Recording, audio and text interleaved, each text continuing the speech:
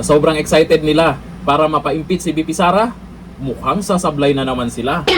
Invalid o pwedeng invalid ang pag-file nila ng impeachment. Bakit nga ba? O eto, panoorin ang video. Kung impeachment complaints na inihain naman po laban kay Vice President Sara Duterte, alam natin pero asais. Ngayon dapat sana, di ba, yung pagkakaalam ng nakararami na ating mga kababayan na po pwedeng matatapos yung 1-year bar rule kaugnay noong inihain na impeachment, unang impeachment complaint laban sa kanya. Ang tanong, attorney, bakit po maaga? Nakikita ho ba ninyo walang problema po dito sa pag-file ng maagang impeachment complaint laban sa Vice Presidente kamakailan? Medyo komplikado yan kasi very specific yung desisyon ng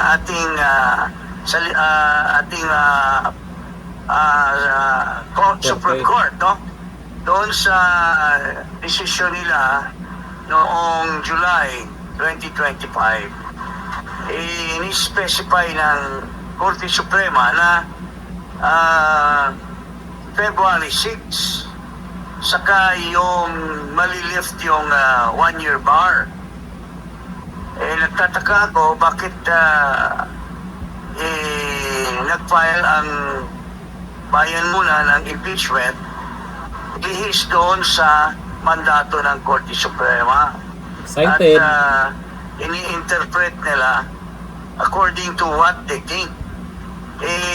Alam mo, sa tinatawag nating statutory construction, what is clear is yun ang magpiprevail. The decision is not ambiguous, eh. It's not subject to interpretation, eh. So magkakaroon ng problema yan. Pwedeng ma-question yan in the sense na it is filed within the 1-year bar rule pa rin yung period. So considered yan as the bar yung complaint na yan. Kung mayroon man maghain ng question sa Supreme Court. Opo.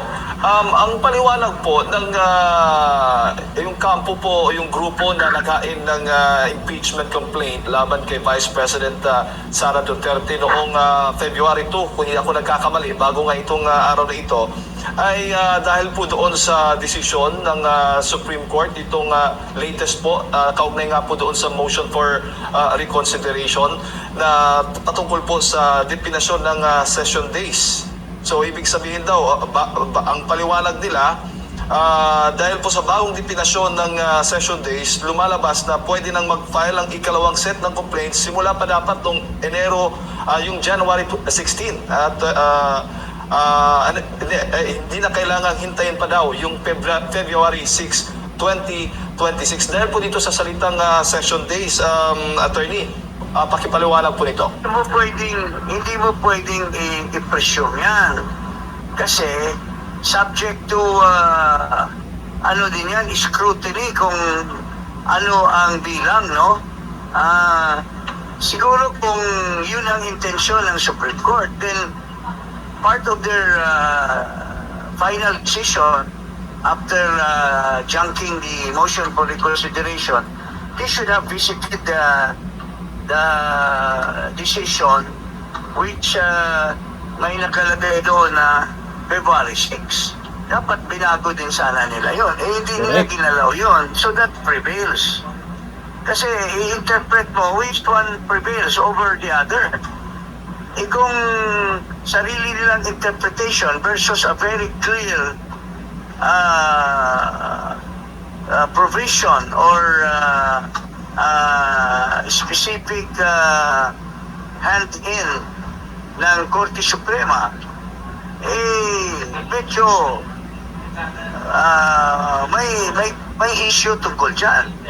Hindi klaro yan na dahil sa interpretation nila between session days and calendar days, they will already make a judgment versus the very clear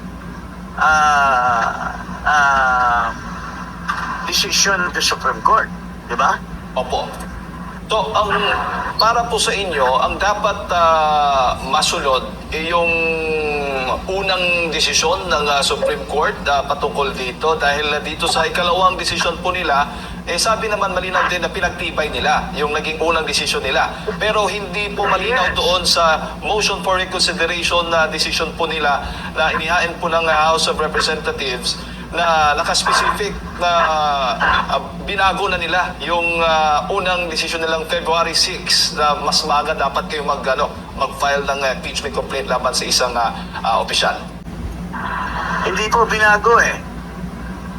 Pinatibay pa nga yung unang desisyon eh. Pinatibay pa. Kasi kung binago nila, di dapat ginrant yung motion for reconsideration. Hindi nga binago. Po. Dininay nga yung motion for reconsideration. So, paano naman magkakaroon ng pagbabago? Kasi, ang very simple lang ang dyan. If the intent of the Supreme Court by comparing the session days versus calendar days,